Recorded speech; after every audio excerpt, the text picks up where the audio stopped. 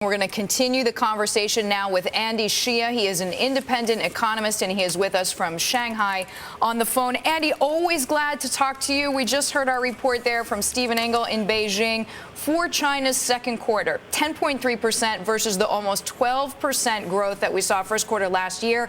What do you think these data mean to the Chinese government? Have we seen the end of curbing or tightening? Probably not. I think that the slowdown is relatively small. It's due to a 20% reduction in lending growth. But the economy is still at a very elevated level, and I think the property market is still a big problem.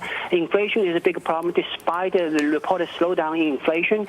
I think that China's inflation in the next few months will pick up probably pretty sharply. So I think that the easing is not in the cards. Oh, right. Well, one economist from Australia and New Zealand Banking Group says it's moderation, stupid, and that fears of slowing down in China are greatly exaggerated. What do you make of that, Andy?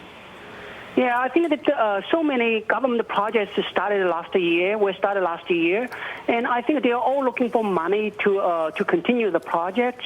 So it's not easy to see how these trends can be slowed down. I think the only way is to cut limited bank lending. So I do not think that China's risk is a big drop in the economy. It's still overheating.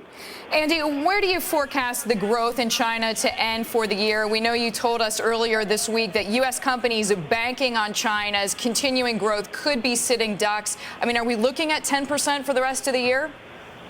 I think that the lending will continue. The growth rate really depends on lending growth. I do not think that the lending will be eased.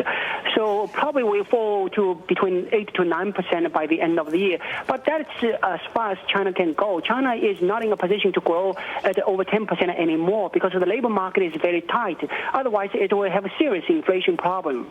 All right, Andy, we thank you so much. Andy Shia, independent economist, joining us there from Shanghai.